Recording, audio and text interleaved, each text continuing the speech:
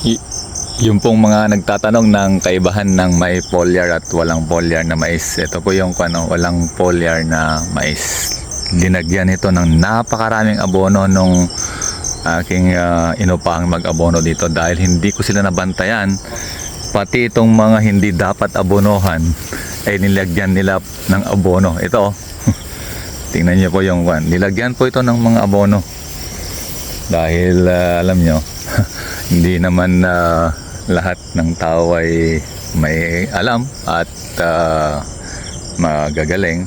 Kaya siyempre pagtsagaan po natin yung mga pwede nating upahan. Ayan, itong mga to, inabunuhan po itong mga to. Ang daming nga nilagay dito eh. Nung chinek up ko, ang daming nilagay. Pero ang pagkakaiba po, hindi po natin sila pinolyar. Inabunuhan lang po itong mga to. Compare po natin yung itsura nito sa mga mais na napolyar po natin. Ayan po yung mga mais na napolyar. Ang tataas po. Ayan. Ayan yung mga napolyar. Kaya sa mga nagtatanong ng difference ng mais na abono lang at mais na hindi pinolyar, yan yung mais na hindi pinolyar. Ang liliit. Pero napakarami pong abono niyan. At ito yung mais na nilagyan po ng foliar. Na 6 times po tayo nag-foliar dito. Kaya makita nyo ang tataas at ang lalaki ng ating mais. So yan po yung kaibahan.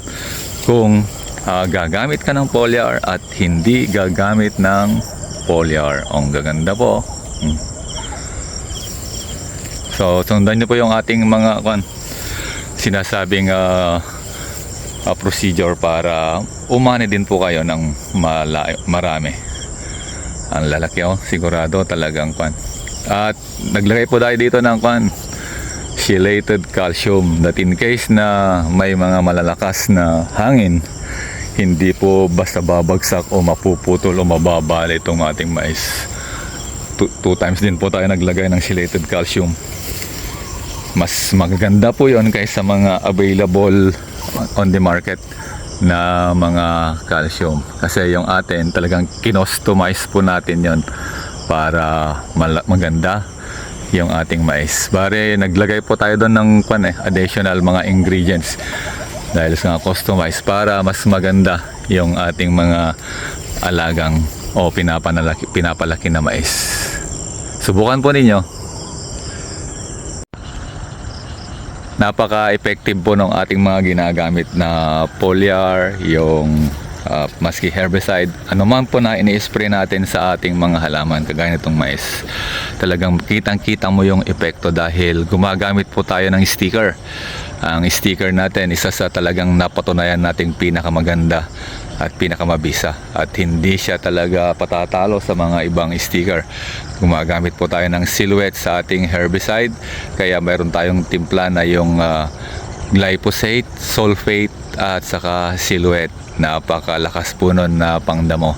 At sa ating mga pang-spray na pamatay peste, foliar, lagi tayong gumagamit ng silhouette sa ating mga pang-spray. Kaya po napakabisa dahil talagang napakakapit ng ating mga inilalagay na pang-uod, pang foliar at maski ano pa na ating ina-spray. Ayun, subukan niyo po yung silhouette. Ayun po ang talagang napatunayan ko na napakaganda at napakakapit. Gumamit din tayo ng mga iba noong una, pero nung nakita natin yung silhouette, talagang ang ganda. Mabilis ang maturity ng mais kapag may power grower. Kaya tayo gumagamit ng power grower combo para mabilis siyang lumaki, mabilis siyang mag-mature dahil ang power grower combo pinapagutom niya itong mais at talagang ginagawa niya itong talagang gutom na gutom at sisip-sipin niya yung mga nutrients. So ang resulta sa paglaki nito, imbes na lalo ngayon na medyo umuulan, sigurado hindi abutin ng 120 days ang decal 8 to 8 na ito. 110 110 days ito alam ko pwede nang i-harvest. Kaya kung gusto nyong mabilis din ang maturity ng inyong mais, subukan nyo pong gumamit ng Power Grower Combo. Malalaki po ang kanyang bunga, at malalaki din yung ating mais, kaya mabilis po siyang mag-mature. 57 days na po itong ating mais, at ayan po, lobas na yung kanyang mga bunga. At maganda po yung kanyang itsura sa ngayon. Medyo madalang ang ulan dito, pero okay na rin, nasusuplayan pa rin niya yung pangangailangan na moisture ng ating mais. Ang tataas ng ating mais, oh.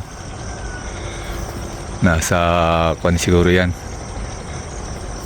almost 9 feet yung ating yung taas ng ating mais, oh. Ang lalaki, oh.